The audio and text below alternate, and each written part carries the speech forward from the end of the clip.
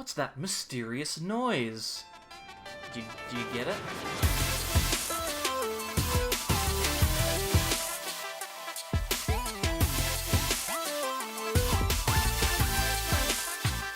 Welcome back, everyone, to more from the SAbleyes. I'm Mitch, and I'm a terrible comedian.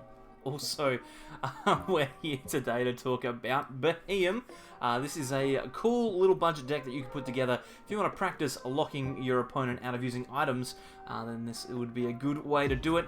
We could play this in preparation for seeing some of the new item lock decks that will be coming out with the new set. So get a little bit of practice in now. This one is by no means a good list, but it's a fun one, and we'll take a look at it in just a second.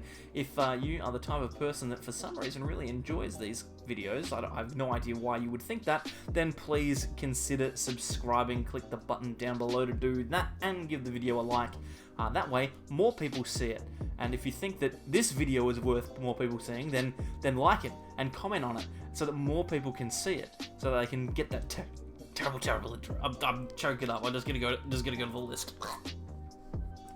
I don't know what happened then. That's alright. Mysterious Noise on Beheeyem is the deck of the day. We're going to be looking at this card. Mysterious Noise is actually a pretty decent attack. Like, when you think about it, 90 damage is not unsubstantial. That's a really solid amount of damage to be doing. It's triple colorless, but that's okay.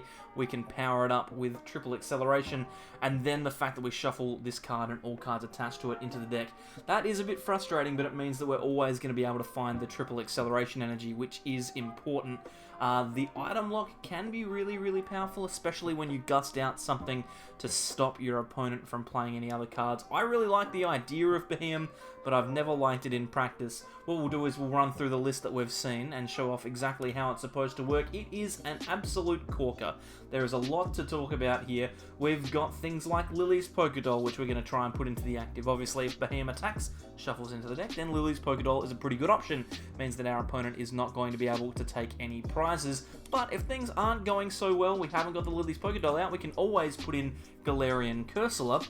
With Perish Body, we can potentially force our opponent to, whilst knocking out this Pokemon, knock themselves out, which can put a huge amount of pressure on an opponent, especially when they can't use items. If this Pokemon's in the active spot and knocked out, we have to flip a coin. If heads, the attacking Pokemon is knocked out. So hopefully we can get that off during a game and take a couple of prizes that way. The rest of the list is about drawing cards, because that's what we ultimately have to do. We have to get through a ton of cards so that we can get those Beheeyems out of the deck. We've got 4 Cinccino. It's a huge amount of Cinccino, making do all over the place. And then we've even got like a 1 Ditto, 1 Pidgey, 2 Pidgeotto line as well. That's just how important it is that we can draw cards. The last thing we want is for our Beheeyems to go missing. The rest of the list is actually not super complicated. It's all just about finding Pokemon as quickly as you can. We play 29 Pokemon in this list, which is absolutely ridiculous, so Pokemon Communication gets a good run, and obviously Quick Ball is the best Pokemon search in the game, so we'll try and use that to get ourselves going. Another interesting card that the list plays is Sky Pillar. This deck can get absolutely destroyed by Dragapult VMAX if they are able to get their attacks off and get 50 damage onto the bench. They can very easily start knocking things out. I mean, Pidgeotto only has 60 HP, so it's very easy to get knockouts on them. We do not want that to happen. We want to force our opponent to either take 0 prizes with the Pokédoll or force themselves the 50-50 coin flip to see if they knock themselves out. So the last thing we want is that extra damage coming down and frustrating us by knocking out Pidgeys and Pidgeottos. Apart from that, the list is relatively self-explanatory. We've got the Power Pad so that we can put Boss's orders back in. We've got Research and Marnie in equal counts. Not full counts though, because we've got plenty of other Pokemon. And then, obviously, Air Balloon is a pretty solid retreat option as well, especially if we are using Galarian Cursor. If they choose not to risk it, they don't knock us out, we can put the Air Balloon on and retreat back into a new Beheeyem. So that seems pretty strong. Finally, the only energy we run is Triple Acceleration. Normally this card would be quite frustrating. We'd lose them at the end of the turn, because that card is discarded at the end of the turn, but Beheeyem shuffles itself into the deck before we have an opportunity to discard them. So these 4 energy are pretty much all that we're going to need. There's a lot of stuff going on here. Hopefully, we can take this one out onto the ladder and get a decent game out of it. The key is, if you can lock your opponent, sometimes you can just win. Sometimes it just happens that way. So, we'll see what happens out on the ladder. Here we go. It's game time. We'll see if we can get ourselves a match for this one. Stefan has been playing some more games behind the scenes, and he tells me this one should be pretty interesting. We've won the coin flip and are going first, and boy, oh boy, does this look like a solid hand. We've got Minccino, Lily's Pokédoll, Pokemon Communication, Quick Ball. We've got pretty much everything that we need to set up a pretty strong first turn here with Beheeyem. So, relatively happy, and we're also going to get some extra cards off of a mulligan as well. So, that is pretty good. I have no idea what this is. Could this be like Custom Catcher and Marnie and Cynthia Fire Energy? I don't know, like maybe it's Firebox, but maybe it's alright. We've gotten 2 mulligans. We've managed to find Cursula and a Minccino, so there we go. Now I will start by saying this. It took us a long time to find a game with Beheeyem. This is not a deck that you want to be playing if you're looking for quick wins on the ladder. We've got a decent hand here though. I'll tell you, it doesn't happen all the time. Pokecom will probably find us Elgium. I think that's probably the best thing to do to guarantee that we are going to get that attack next turn.